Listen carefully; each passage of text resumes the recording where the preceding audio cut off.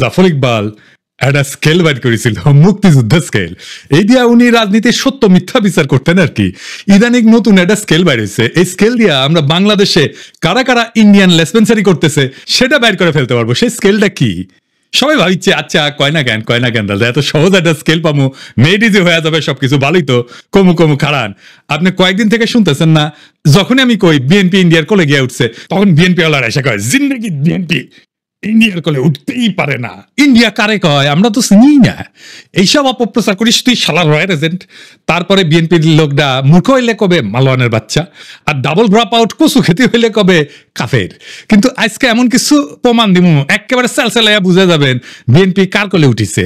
শুধু তাই না, বিএনপি একেবারে খাপে খাপ মমতাজের বাপের মতো ক্ষমতায় যাওয়া আর ক্ষমতায় থাকার জন্য আওয়ামী লীগের টেমপ্লেট ইউজ করেছে। আমি গত এপিসোডে কইছিলাম ইন্ডিয়া বিএনপি বুঝাচ্ছে ইসলামপন্থীরা বাংলাদেশে শক্তিশালী হচ্ছে, দেশের মানুষ ব্যাপকভাবে ইসলামের দিকে ঝুঁকিচ্ছে, তোমরা একা সামলাইতে পারবে না, এটা খাইছে বিএনপি। এখন বিএনপি ওয়ালারা কবে ইন্ডিয়া যে বিএনপি করছে আপনি জানলেন কেমনে? আপনি কি উঠে হাজিরা ছিলেন? না ছিলাম না, কিন্তু বুঝেছি, কেন বুঝেছি এটাই শিখে দিই আপনাকে, চাইনিজ বুদ্ধি। আপনি যদি কারো ফেটে দেন না, তাহলে দেখবেন ও বাইরে হয়ে স্যাগায় স্যাগায় হাঁটিচ্ছে।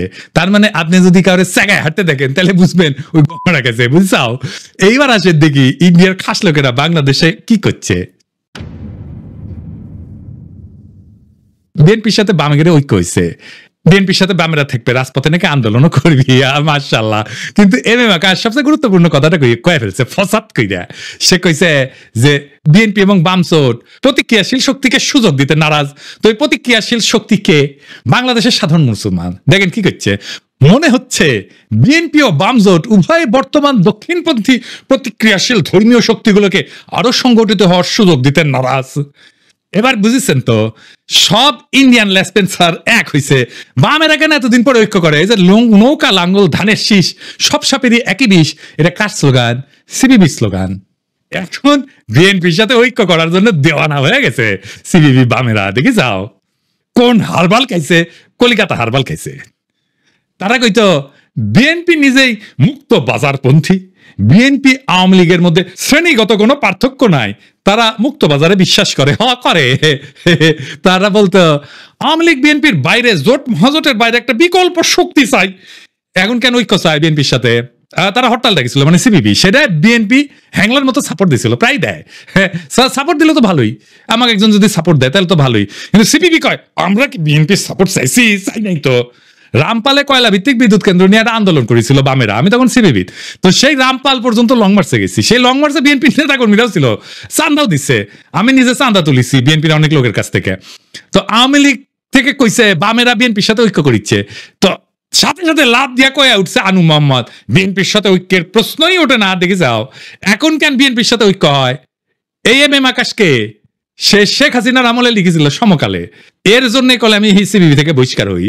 আমার কোনো রাগ নাই, মানে আমি কইছিলাম ওরে বহিষ্কার করতে হবে, তা উল্টে আমি বহিষ্কার হয়ে যাই। সে লিখেছিল তবে ঘটনা যাই ঘটুক, প্রগতিশীল মুক্তিযুদ্ধের পক্ষের শক্তির এক্ষেত্রে যা করণীয় সেটা হচ্ছে 1971 সালের পরাজিত প্রতিক্রিয়াশীল সন্ত্রাসী শক্তিকে যদি আওয়ামী লীগ রাষ্ট্রীয় বল প্রয়োগ করে দুর্বল এবং নিঃশেষিত করতে পারে, তাতে বাগড়া না দেওয়া। বুঝিছাও এই প্রতিক্রিয়াশীল শক্তি কে, ধর্মীয় শক্তি কে, এটা বুঝিছাও? তো কইছে তাই না?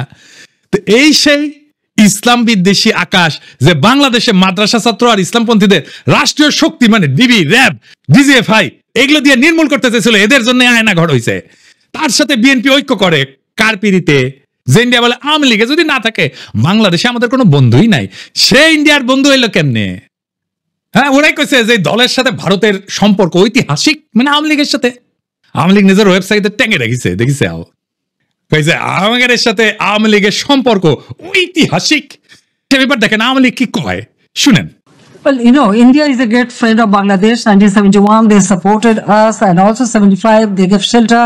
ভারতকে যে দিয়েছি সেটা ভারত সারা জীবন মনে রাখবে। আমাদের এই দান কোনোদিন আমরা শোধ করতে পারবো না। আমাদের সম্পর্ক ভারতের সাথে যেটা ঐতিহাসিক, যেটা আমাদের রক্তের সাথে সম্পর্কিত, আর চায়নার সাথে আমাদের একটি অর্থনৈতিক সম্পর্ক।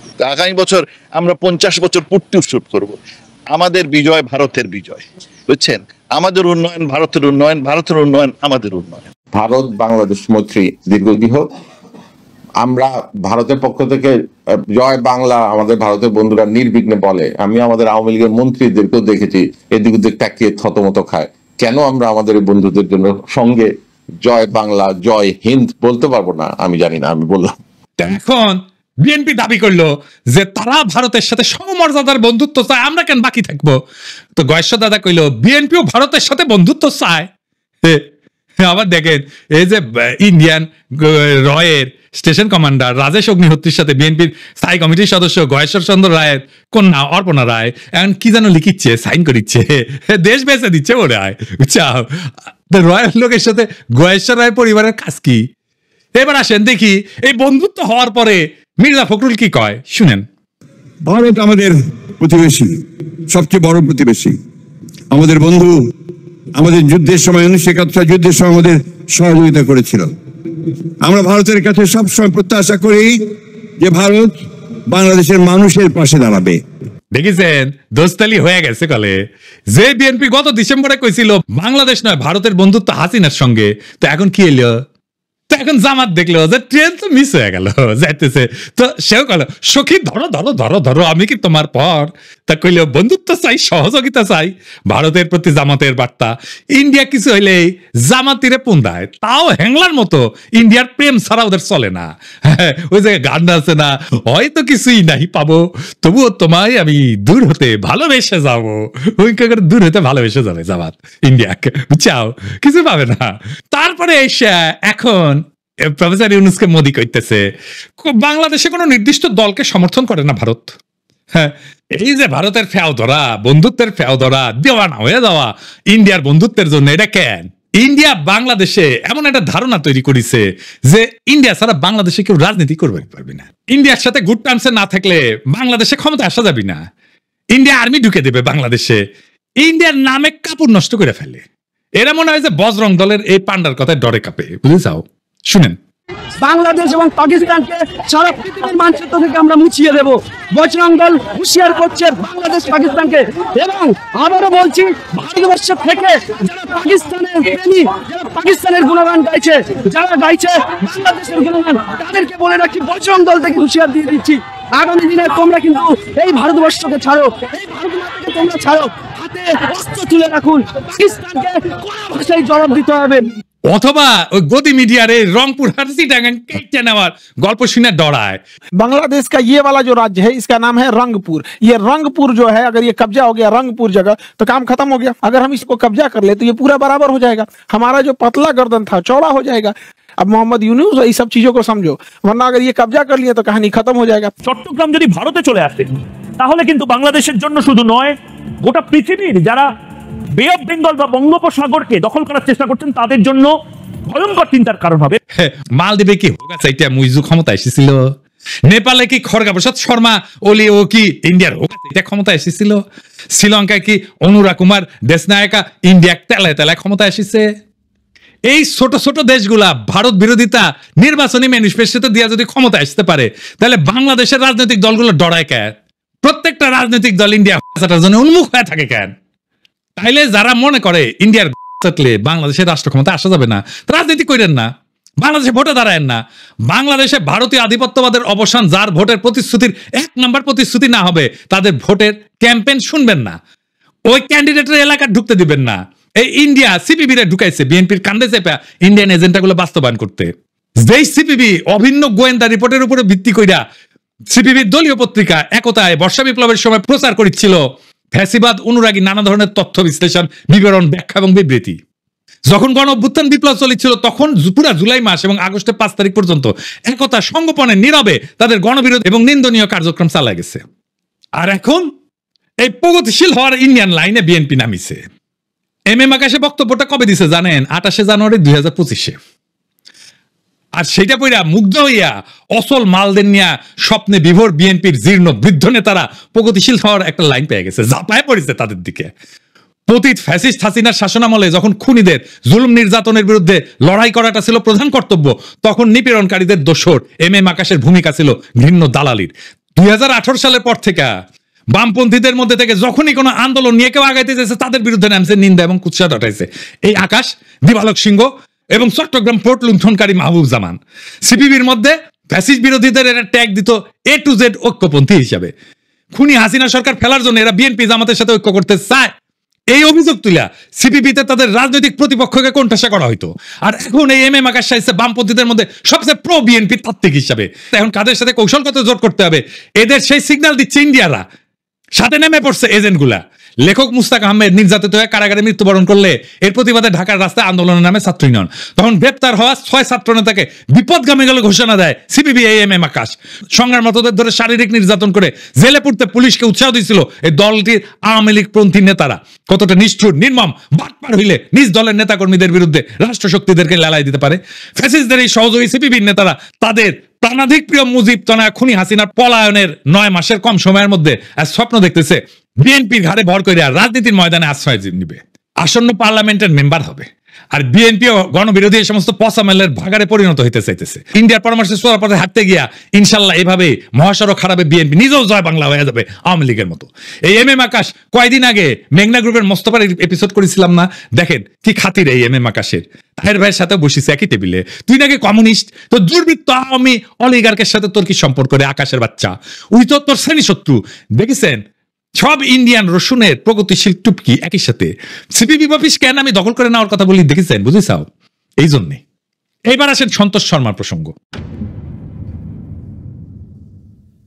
সন্তোষ শর্মা পার রয়ের এজেন্ট, এর প্রথম মিটিং এ আনছে বিএনপি। দেখেন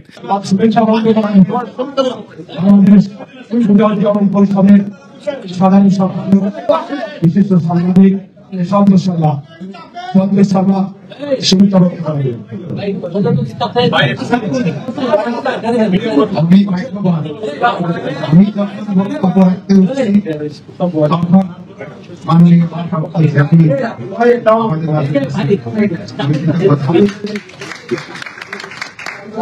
তারেক রহমানের উপস্থিত আছে। এখন কবেন তারেক রহমান লন্ডনে থাকেন, চিনেন না? একবার না একাধিকবার সন্তোষ শর্মাকে তারেক রহমান মিটিং এ ছিল। দেখেন আবার দেখেন। মাননীয় ভারপ্রাপ্ত চেয়ারম্যান, আমি গত দিনের ন্যায় আজকে ভাগ্যবান যে আমার বক্তৃতার সময় আপনাকে পেয়েছি, সেজন্য কৃতজ্ঞতা জানাচ্ছি। মাননীয় ভারপ্রাপ্ত চেয়ারম্যান, আপনাকে বাংলাদেশের সনাতনী সম্প্রদায় এবং বাংলাদেশ পুনর্জীবন পরিষদের লক্ষ লক্ষ নেতা কর্মীর পক্ষ থেকে বিজয়ার শুভেচ্ছা জানাতে চাই। কালবেলার প্রকাশক এখন কে জানেন? কালবেলার প্রকাশক এখন বিএনপি। নুরুদ্দিন অপু তারেক রহমানের সাবেক এপিএস, এই কালবেলার প্রকাশক এখন সে। সন্তোষ শর্মা বিএনপির কর্মচারী, এখন রয়্যাল এজেন্ট হয় বিএনপির কর্মচারী। বিএনপি যদি এরপরও বলে ভারতের সাথে আমাদের সম্পর্ক নাই, তাইলে হবে উল্টা বিএনপি মূর্খসোদা সাপোর্টার গুলো বলে আমি নাকি রয়্যাল এজেন্ট। সন্তোষ শর্মা না, এই বিএনপি ক্ষমতাটা আসলে আওয়ামী লীগের মতো আলেম পেটাবে। হারুন ইজার রেডি হন, আবারও আপনার ধরবে। এম এম আকাশ কইছে না বিএনপি এবং বামজোট উভয় বর্তমান দক্ষিণপন্থী প্রতিক্রিয়াশীল ধর্মীয় শক্তিগুলোকে আরো সংগঠিত হওয়ার সুযোগ দিতে নারাজ। এই বিএনপি কি জিয়ার বিএনপি? এই বিএনপি কি খালেদা জিয়ার বিএনপি? এই বিএনপি কি আপনারা ক্ষমতায় দেখতে চান? আপনাদের কাছে প্রশ্ন রেখে গেলাম। আমি যখন টের পাইছি বিএনপি ইন্ডিয়ার কলেজায় উঠিছে, তখন থেকে আমি প্রতিবাদ করে গেছি। আর বিএনপির নেতাকর্মীরা কয়ে গেছে বিএনপির পন্দে কেন আমি আঙুল দিতেছি। দেশের স্থিতিশীলতা চাই না, আমি মবস্টার, দেশকে অশান্ত রাখতে চাই, যেন ইন্ডিয়ার সুবিধা হয়। এটার বেকুবি বলবেন না শয়তানি বলবেন। এম এম আকাশ যে বিবৃতি দিল বিএনপির কাউরে প্রতিবাদ করতে দেখছেন? দেখেন নাই, মানে এটা বিএনপিরও কথা, আকাশ মিছা কথা বলে নাই। এরপরে সন্তোষ শর্মাকে স্টেজে আনলোকে জামাত। দেখেন জামাত হিন্দুদের নিয়ে প্রোগ্রাম করবে, এটা জিজ্ঞেস করে নিবে না কয়েকজনকে যে কারে কারে ডাকা যায়? এইসব কথা যখন আমি বলি, বিএনপি জামাতের উভয় দলের কিছু কর্মী আছে বলে বিএনপির কি বুদ্ধি কম পড়িছে যে তোর কাছে বুদ্ধি নিবে? জামাত কয় তুই কি মজলিসে শুরার সদস্য যে তোর কাছে বুদ্ধি নিবে? তার মানে এরা আম জনতার কথা শুনবে না, আপনার আমার কথা শুনবে না। এরা কেমন স্বৈরাচার হবে বুঝা দেখেন। যাক ক্ষমতা ছাইরা বিএনপি জামাত যে আসুক, তারাই জনগণকে আওয়ামী লীগের মতো সকাল সন্ধ্যা ঠাপাবে। মাথায় রেখেন। তাহলে হাসিনা কি খারাপ ছিল? হাসিনা যা ভালো মনে করতো তাই করতো, আর বলতো আমার অপরাধটা কি? দেশবাসীর কাছে আমি বিচার চাই, কি অপরাধটা কি করেছি। এই জন্যই বলি কিছুই বদলাবে না, যা ছিল আগের মতো তাই থাকবে। আর একটা বিএনপি শাসন পাবো, ঠিক আওয়ামী লীগের মতো শাসন হবে। এইরকম গুমখুম শুরু হবে। একইভাবে সিপিং এর মতো ঝাঁপায় পড়ে তারা এখনই আমাদের প্রোফাইলে। ক্ষমতা আসতে কি করবে সেটা দেখেন। জনগণ দেশ ওদের মাথায় নাই, ওদের মাথায় আছে ক্ষমতা। ক্ষমতা কেমনি ক্ষমতায় যাবে? আওয়ামী লীগের মতো। আওয়ামী লীগ একই সাথে প্রগতিশীল হবে, একই সাথে এমন কর্মী রাখবে যারা আমাকে রয়্যাল এজেন্ট বলবে অথবা মালাউন বলবে, কারণ আমি তাদের রাজনৈতিক বিরোধিতা করি। আমি কয়ে দিলাম বিএনপি ক্ষমতা আসলে না, তারা আওয়ামী লীগের সাথে ডাবল দুঃশাসন দেবে। লিখে রাখেন, মিলাই নেন। প্রফেসর ইউনূস যেটি পাবেন ধৈর্য করবেন, স্যার আমাদের এই আজ দোহার কাছে ফেলাই যায় না। আপনি যতদিন আছেন ততদিন আমরা মানুষের মর্যাদা পাবো, সারা জীবনের সঞ্চয় হয়ে থাকবে সেটা। যতদিন পারেন থাকেন স্যার। আর কেউ যদি দ্রুত নির্বাচনের দাবি নিয়ে আসে না, তাকে বিএনপির কর্মীদের কই যাবেন না আপনারা আন্দোলনে, পারলে জনতার সাথে নিয়ে দিবেন দাবরানি। আমি কলে এটা একটা ফর্মুলা দিছিলাম ট্রানজিশনাল সরকার, সেটা শুনবে না তারা। বিএনপির নেতাদের দেখাইলে কইবেন পিনাকি দাদা যে ফর্মুলা দিছিল, প্রধান উপদেষ্টা প্রফেসর ইউনূস, উপপ্রধান উপদেষ্টা তারেক রহমান, আর রাজনৈতিক দল নিয়ে উপদেষ্টা পরিষদ পুনর্গঠন, এটা কেন মানতেছেন না? আমার খালি ডর প্রফেসর ইউনূস বিরক্ত হয়ে চলে যায় কিনা ক্ষমতা স্যার। এটা শুনেন কি করছে প্রফেসর ইউনূসের ক্ষমতা সম্পর্কে। এই 8-9 মাস ধরে মানুষের ভালো খায়, মানুষের ভালো চলে, মানুষের পকেটে টাকা হয়, কোনো চুরি হয় না, ডাকাতি হয় না। আমি হ্যাঁ দরকার, আমি খালা দেওয়া দরকার নাই, টাকা কিনাও দরকার নাই। এটা তো বেলানে থাকবো, তত মানুষের ভালো থাকবে।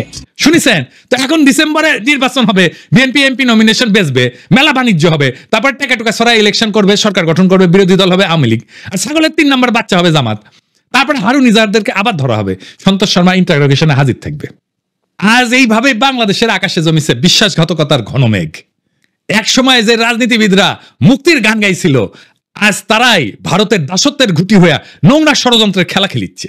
বিএনপি, জামাত আর সিপিবি একে একে সবাই বর্ষা বিপ্লবের চেতনাকে পায়ে দলিত কইরা দিল্লির দরবারে মাথা নত করিছে।